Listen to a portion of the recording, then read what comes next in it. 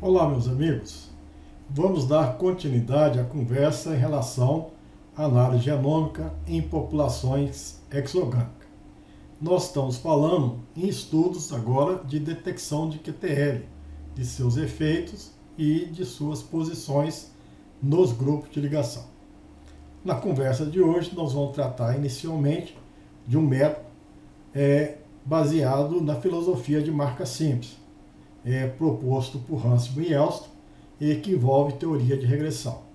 A partir desse método, vai ser uma base para conhecer um outro método, que é o método por intervalo simples. E aí nós teremos uma localização e detecção de QTL mais interessante. Bom, vamos primeiro imaginar o nosso conjunto de dados.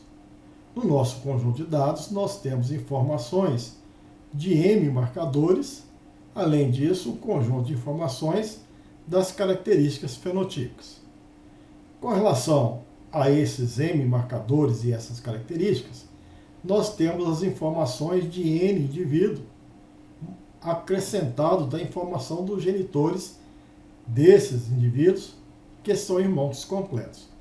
Então nós temos informação do pai e da mãe, do pai 1 e do pai 2. Aqui nós temos a genotipagem dos pais e a genotipagem dos irmãos completos, considerando aí as particularidades do genótipo para cada marcador.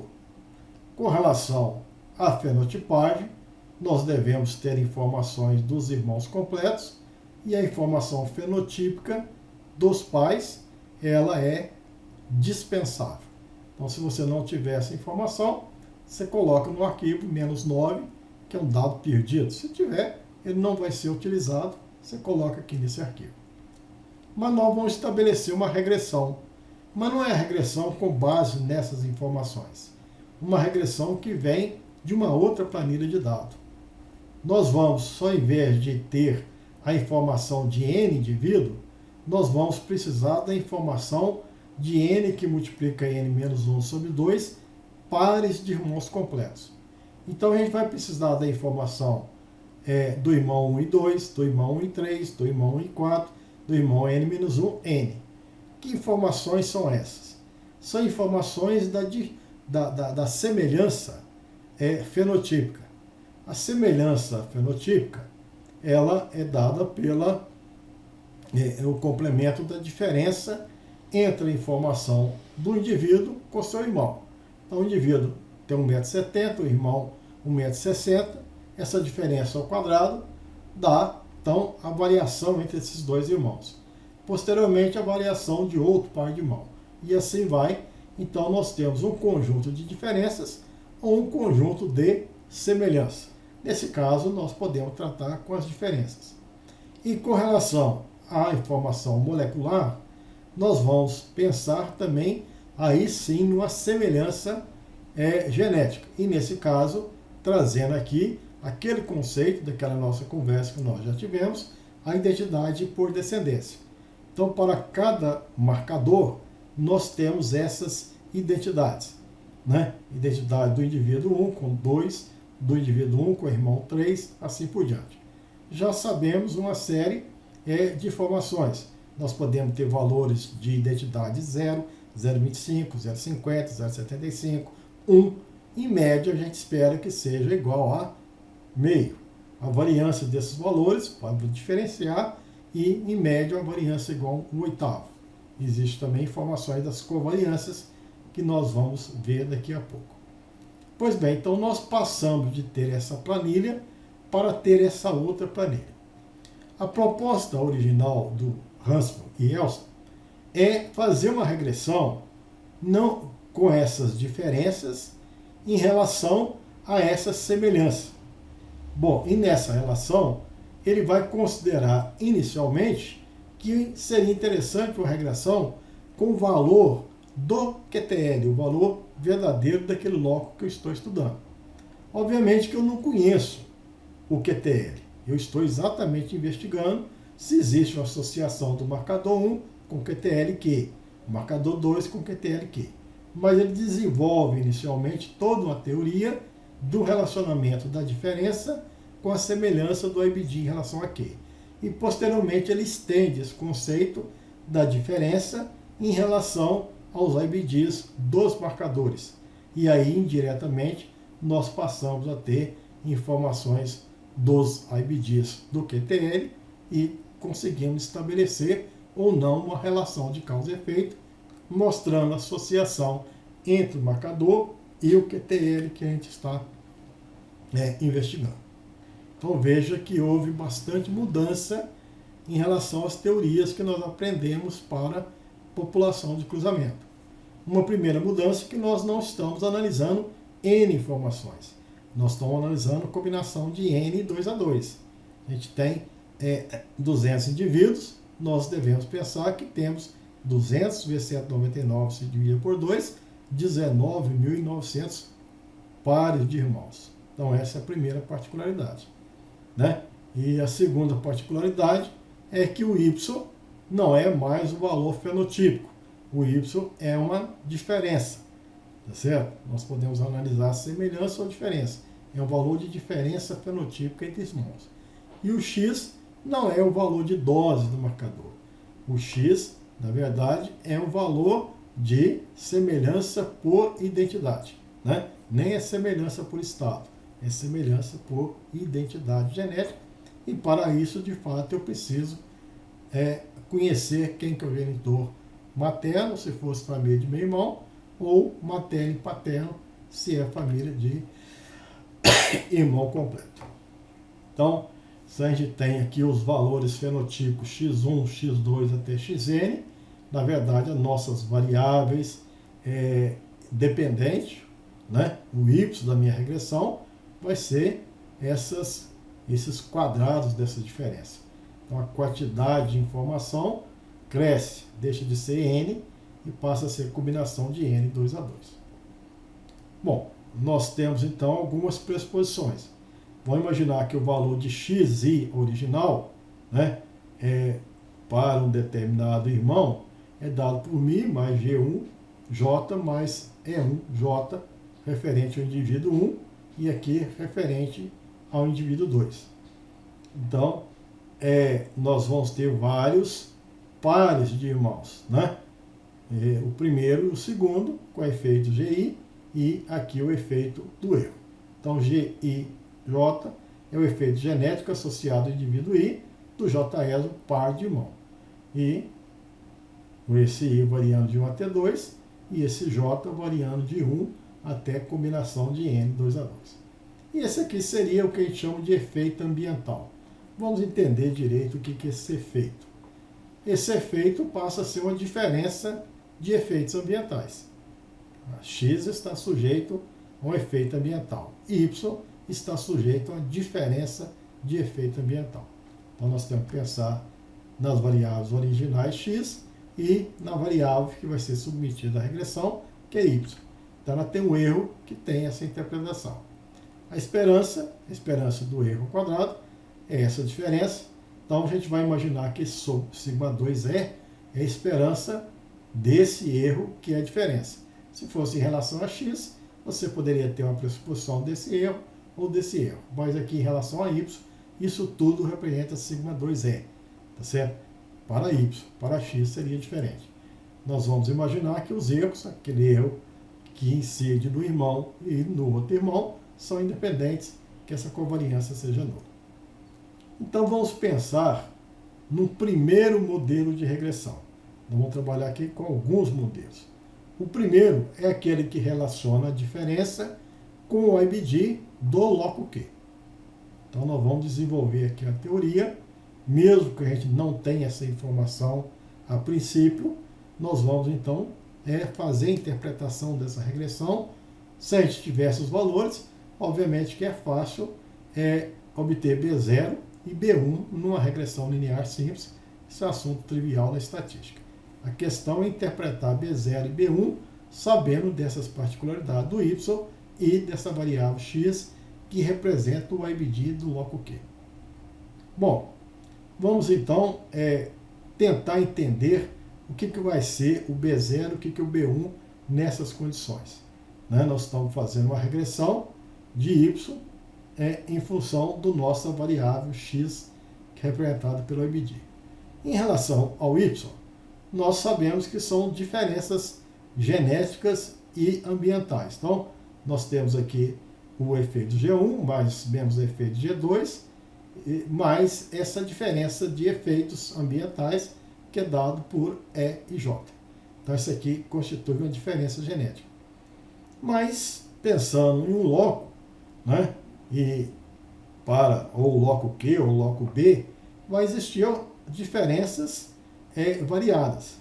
Se representa o loco quantitativo, nós vamos pensar que B grande tem um valor genético, o mais A, o mais D e o menos A. Né? Então, se eu tiver um irmão B grande e outro irmão B grande, a diferença genética vai ser igual a zero. Né? E a diferença ambiental vai ser EI, dado o valor quadrado, só teremos o valor EI, né? Ao quadrado para o confronto de dois irmãos com o mesmo padrão genotípico para o loco Q. Se for B e B pequeno, vai ser o mais A menos o mais D, então vou ter um confronto que a diferença genética é A menos D. E assim vai. Ou o mais A com B pequeno, o que é o menos A, 2A. Então veja que a gente tem aqui o significado, a nossa expectativa do que representa essas várias diferenças, em função do genótipo, obviamente que eu não conheço, do loco Q, mas seriam esses valores. Valores apenas ambientais ou valores genéticos junto com efeitos ambientais, mais valores genéticos de diferente natureza. Então, de certa forma, eu já tenho um entendimento do que é o meu y em termos de refletir ou não um possível QTL que está sendo estudado. Né? Nós estamos predizendo o valor y determinado por aquele possível QTL acrescido de um efeito ambiental. Bom, e nós temos então que entender o que seria. Eu posso imaginar que nesse confronto desses irmãos, eu posso ter dois irmãos que têm nenhum alelo em comum.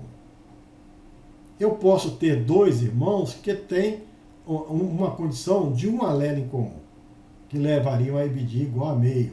Eu posso ter uma condição que teria dois alelos comuns.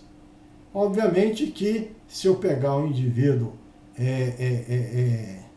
B pequeno, né, ou um indivíduo B pequeno, ele não teria condição de ter dois alelos em comum. Teria a condição de ter um alelo em comum, o B, ou poderia ter a condição de ter nenhum alelo em comum.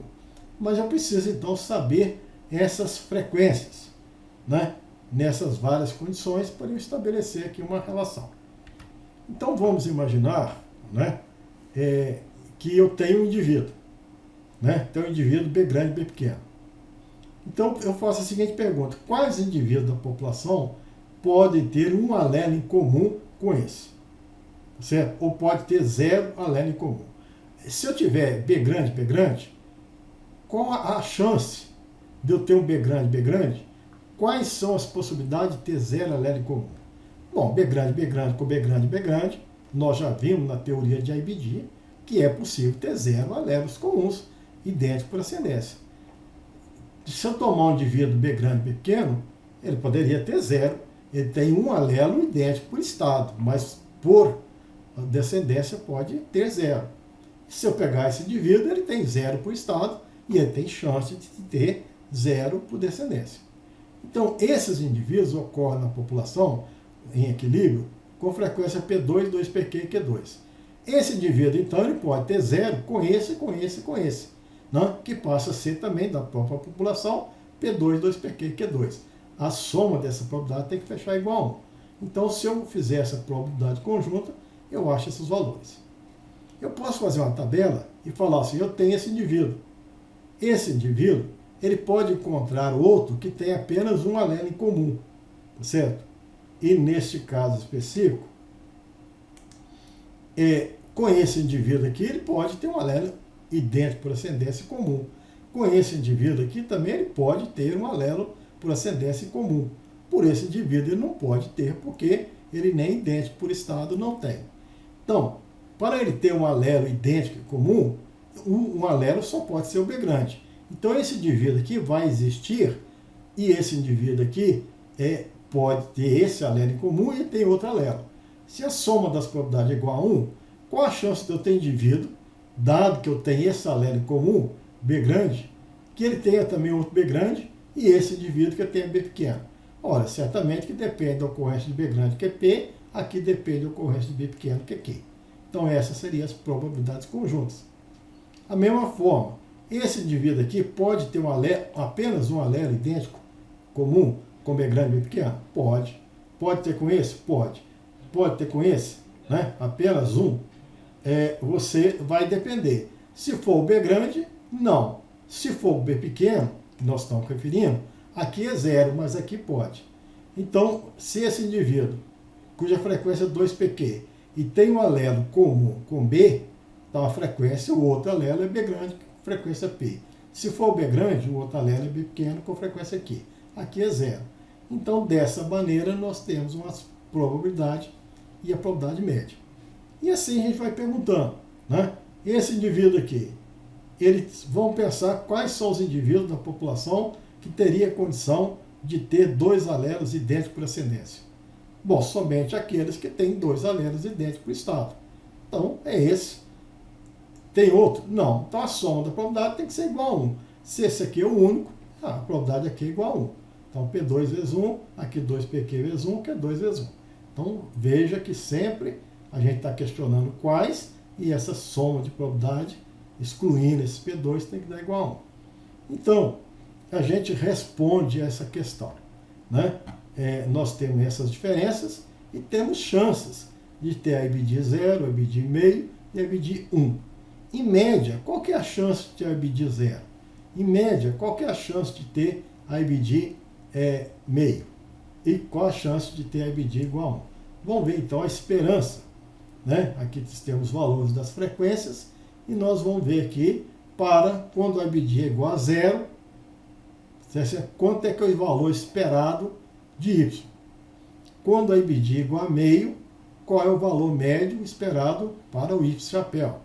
E quando o valor de IBD é igual a 1, qual que é o valor esperado.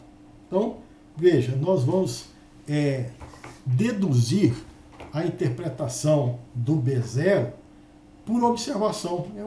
É uma medida bastante interessante, tá certo? Uma forma genial da proposta dos autores para a gente saber as interpretações genéticas. Esse Ransby e Elst então propõe isso, que eu entenda que quando o IBD é igual a 0, eu tenho um valor de Y chapéu para Y1, para Y2, assim por diante. Seria igual a quanto então? Então, para Y igual a 1, se a IBD, para X, para a IBD igual a 1, o valor esperado para Y vai ser igual a quê? Eu vou multiplicar P2 vezes esse valor, Q2 vezes esse valor e 2PQ vezes esse valor. Os demais valores vão ser 0. Então, esse valor que multiplica P2, o RJ, o Q2 e o 2PQ, vai dar essa esperança, dado que P2 mais Q2 mais 2PQ é igual a 1, vai dar σ2e. Então, já tenho que o valor esperado seria igual a σ2e. Então, esse primeiro ponto aqui, eu já visualizei. E se o IBD fosse meio? Então, eu tenho que multiplicar esses erros aqui por P3, Q3 e PQ. Né? P3, Q3 e PQ. Mas existe uma outra forma. P2Q, que multiplica, tá certo? Todas essas formas aqui, eu vou ter que levar em consideração. E se eu fizer as simplificações, eu vou achar que é σ2e mais σ2a mais 2 σ2d. E para IBD 0? Bom, para IBD 0, a mesma coisa. Tem que multiplicar P4, Q4, tá certo? Por todas essas estruturas e achar aqui. Então, veja, diante dessas expressões todas, e se eu negligenciar a variância devido à dominância, eu posso conceber que esse, por visualização, aí que está a elegância. Muitas vezes, ao ler um determinado artigo, a gente não percebe, porque o autor convida a gente a visualizar os diferentes resultados. Então, esse resultado aqui vem da visualização. Ou seja, se esse valor de IBD é igual a 1, então, isso aqui é 1 vezes menos 2 sigma 2A, cancela e retorna esse valor. Tá certo? Tá corretinho. Se isso aqui for igual a meio, menos 2 vezes meio vai dar menos 1. 2 sigma 2A, menos 1 vai dar 1 sigma 2A. Então, se isso aqui for meio, vai dar sigma 2E mais sigma 2A. Correto. E se isso aqui for zero, vai dar sigma 2E mais 2 sigma 2A.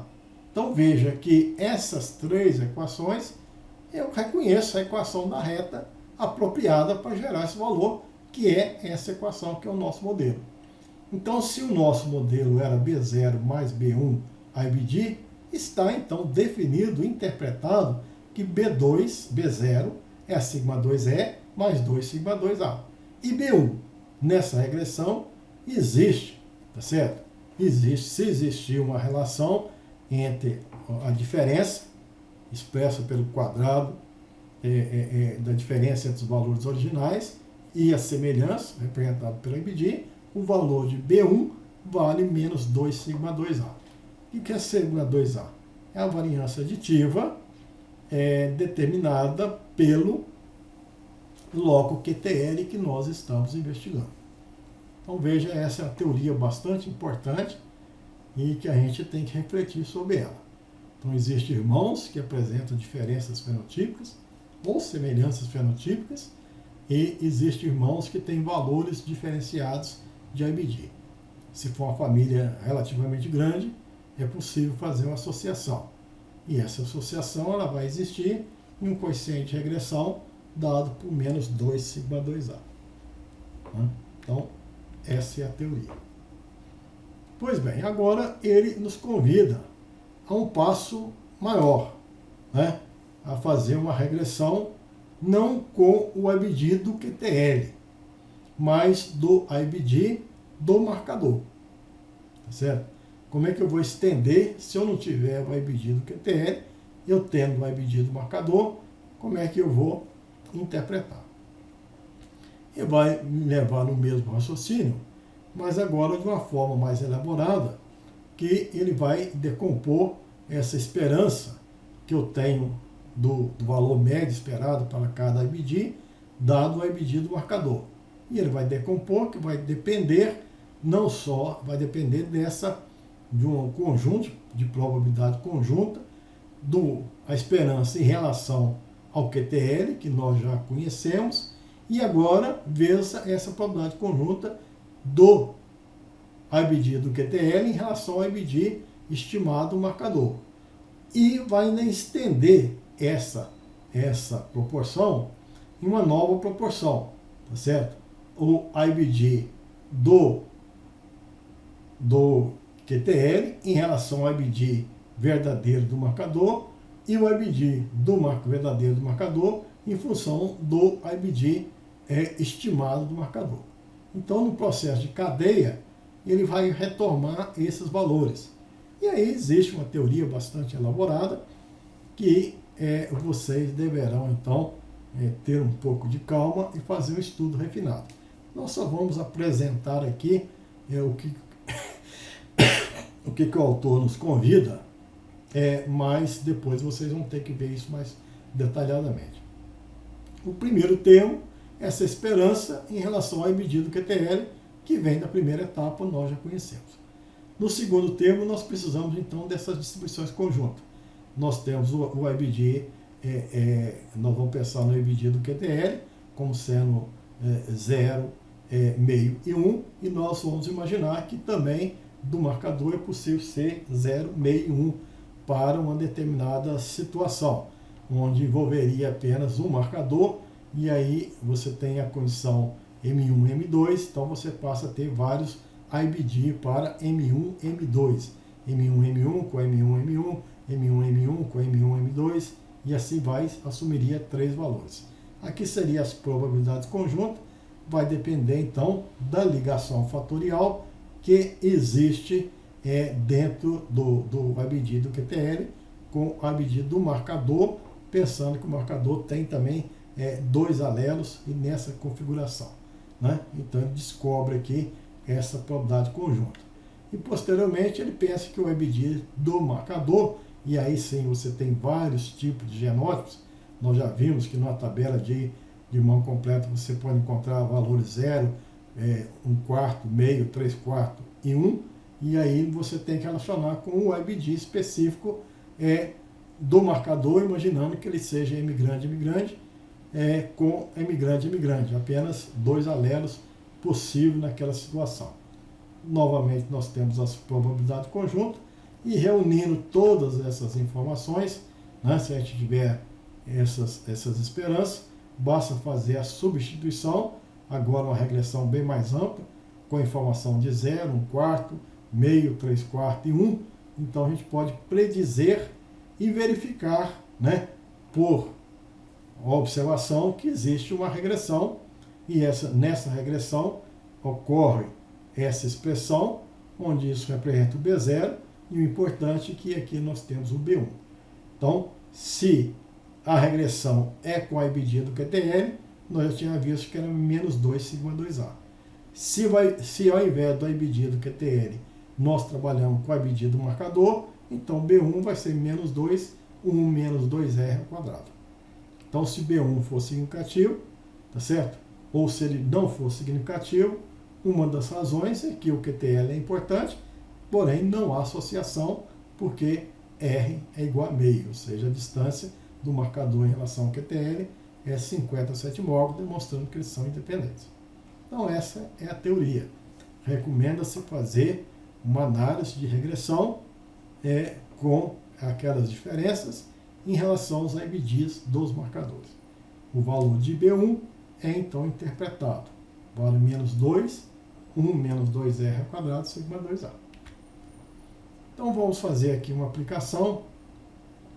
Nós tínhamos lá naquele exemplo 200 indivíduos, então nós devemos considerar para cada marcador a combinação de 200, 2 a 2, daria 19.900 pares de irmãos. Aqui é o valor do EBD médio, sendo uma família de irmão completo, deve girar em torno de 0,5, né? Isso, se fosse completamente informativo, seria próximo de 0,5. Aqui o valor de B0, mas aqui nós temos o valor de B1, que ele é negativo, né? Aqui nós temos o valor do R2, uma associação significativa, com um valor que cresce, tem mais ou menos 6% aqui no marcador 5, cresce aqui também no marcador 15, né? Tanto o valor do R2 quanto o valor do F. E a gente então demonstra que existe uma associação significativa. A maior associação, a gente vai escutando o sinal, a gente sabia que do marcador de 1 a 10 é um grupo de ligação, do 11 a 20 é outro grupo de ligação, então a gente declara, é possível, tendo-se essa informação, imaginar que temos aqui 10 QTL, ou 2 QTL, um para o grupo 1, um para o grupo 2. Aí, Santinho, podemos até pensar em estimar. Vamos pensar que se eu imaginasse, mas eu não sei sobre isso, se a rentabilidade fosse igual a 50%. Se a rentabilidade no sentido restrito fosse 50%. Se fosse 50%, né, a gente tem a informação da variância fenotípica. Então a gente pode dar uma interpretação. Se eu tenho a variância fenotípica, se eu tenho a rentabilidade e conheço a variância fenotípica, eu tenho a variância aditiva. Então, se eu substituir a variância aditiva tendo-se o valor de B1, eu posso estimar que o valor de R, o valor seria a porcentagem de recombinação. Mas veja que às vezes tem valor negativo, valor positivo, né? Essa maneira seria uma aproximação em cima de algo que o computador libera, mas eu não sei qual que é o valor real da rentabilidade da característica. O valor da variância fenotípica eu sei, né?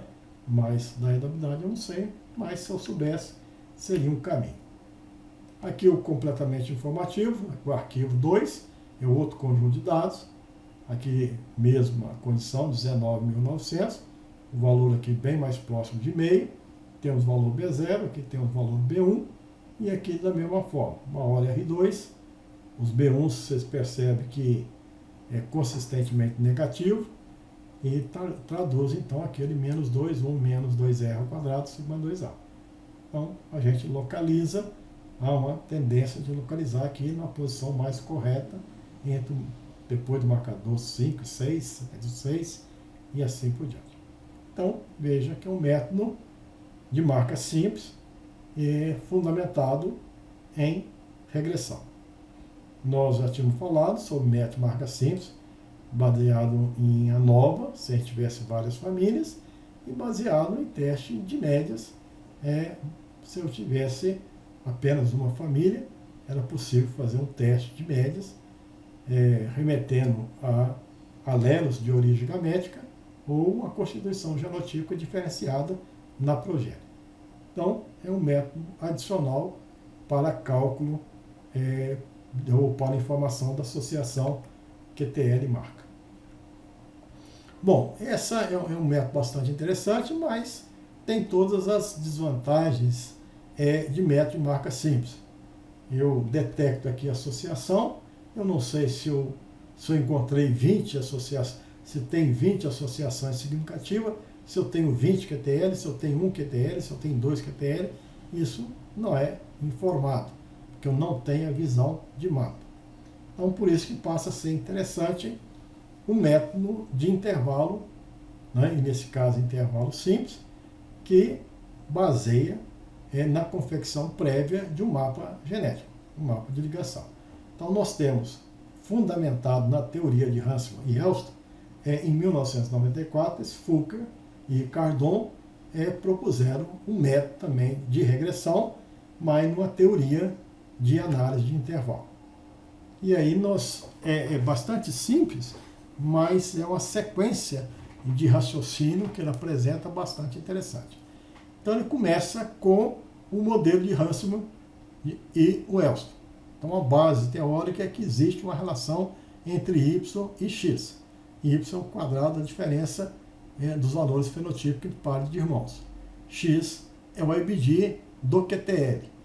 Né? Esse é o primeiro modelo de Hanselmann e Elston, e a interpretação desse beta, B1 ou BQ, dessa regressão, se for feita em relação ao IBD do QTL, a interpretação imediata era menos 2 sigma 2A.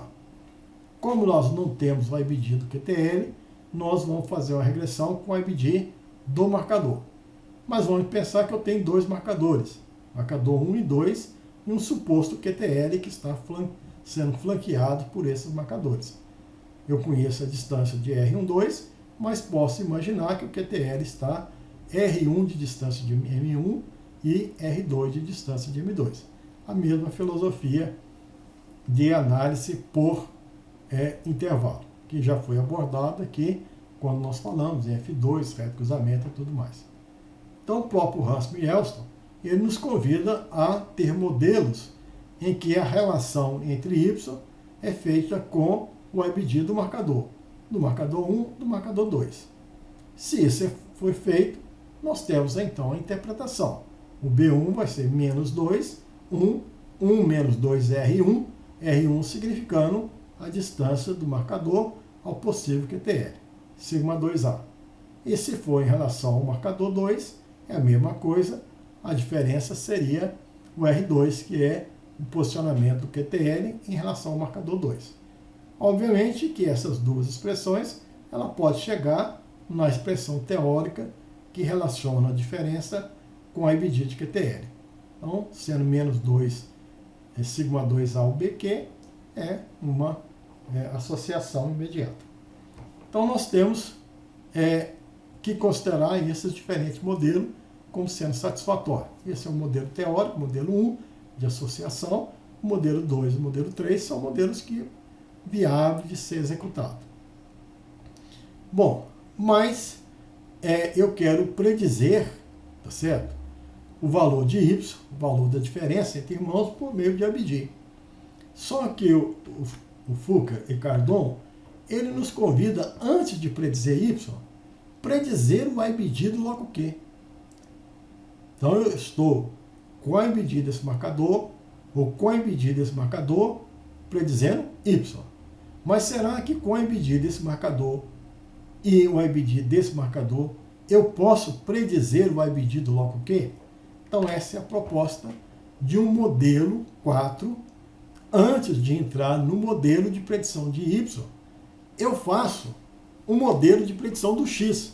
Porque, veja, nesse modelo eu tenho a variável Y e a variável X, que é a variável independente, que é o IBD do QTL.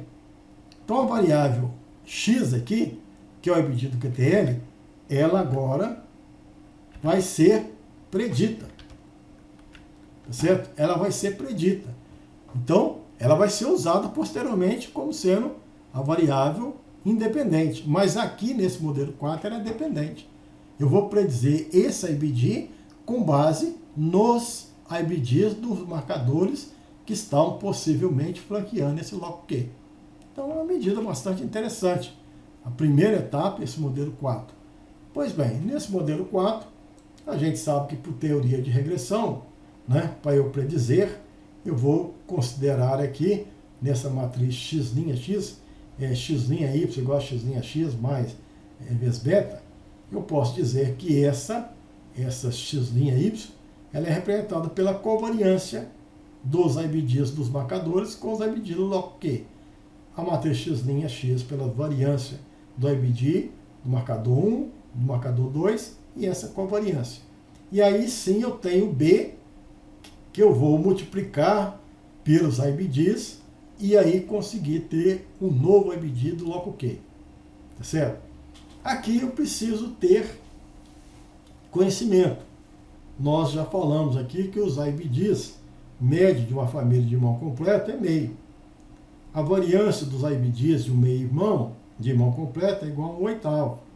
E a covariância, isso aqui não foi deduzido, mas poderia perfeitamente ser deduzido, a covariância entre dois IBDs vale 1/8 de 1 menos 2R ao quadrado. Basta a gente, por teoria de esperança matemática, fazer essa dedução. Então veja, se eu substituir aqui pelos valores esperados, então aqui vai dar 1/8, a covariância do IBD 1 com o IBD do loco Q é 1 menos 2R1, que é a distância desse marcador 1 até o loco Q. Aqui é 1 menos 2R2 ao quadrado, né? Então representando essa expressão. Essa variância do IBD é 1/8, coloquei 1/8 aqui para o lado de fora, e aqui dentro corresponde à covariância dos IBD do marcador 1 com 2. E aí então representado aqui pela distância 1, 2. O fato é que eu posso de fato ter um modelo de predição de IBD do loco Q. E nesse modelo de predição eu preciso desse B0, eu preciso desse B1 e eu preciso desse B2. Então essas informações aqui eu tenho. Eu tenho o valor do R12, eu preciso do valor do R2 e preciso fazer várias regressões. Se meu intervalo tem 10 centimógrafos, eu vou fazer a 0, eu vou fazer a 001, 002 até 10 e obter o valor de R1, o valor de R12 eu já sei, e aí usando alguma propriedade que leve em consideração R12 é igual a R1 mais R2 menos 2C R12, que nós já aprendemos isso, nas relações entre as porcentagens de recombinação, né, na pressuposição de coincidência nula, coincidência total, eu posso perfeitamente fazer uma predição desses valores. Então veja, para quem se perdeu nessa conversa, então nós estamos tentando investigar o loco Q aqui. Eu tenho um IBD do marcador 1, tenho um IBD do marcador 2. Eu preciso do IBD do loco Q, que existe, mas eu não sei o posicionamento.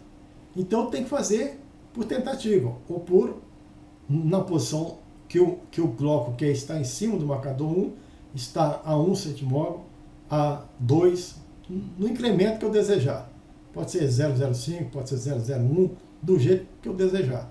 Então, para cada intervalo, eu vou fazer uma série de regressões que eu vou predizer o IBD do loco Q. Então, eu tenho os vários indivíduos, tenho o IBD do marcador 1, do marcador 2, e eu tenho o IBD predito do bloco Q várias vezes, não é uma coluna, são várias colunas. Isso aqui para R igual a 0, 001, 002. E se eu tiver esse valor, eu agora mudo a regressão. Esse valor, que é a variável resposta, ele se torna a variável que vai me ajudar a predizer essa relação entre o IBD do bloco Q, predito, e a diferença, que é o quadrado das diferenças dos valores originais.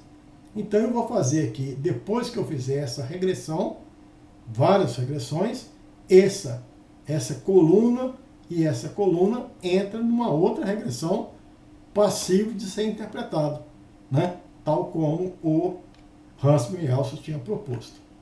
Então essa aqui é a nossa planilha de dados. Aqui vamos pegar uma particular relação e eu passo então a ter esses, né? Eu sabendo quais que são esses valores que permitem isso aqui, eu vou agora nessa regressão obter o valor do R2, aquele valor de R, que é aquela coluna que eu vou estar usando, né, para cada valor de R, eu vou conhecer então o valor de B1 e interpretar essa relação. Então veja, eu tenho aqui para o grupo de ligação 1, o marcador 1 e 2. Então, digamos que ele tenha lá 2 centimorgos. Então, eu vou fazer a análise A1, A0, 01, 02. Aí depois tem o marcador de 2 até 3, com 6 centimorgos. Vou fazendo aqui vários intervalos e vou varrendo os meus grupos de ligação a cada par de marcadores. Cada par de marcador eu vou ter uma regressão, um B0, um B1, um R2, certo? E vou então investigando. Isso me permite fazer uma análise gráfica.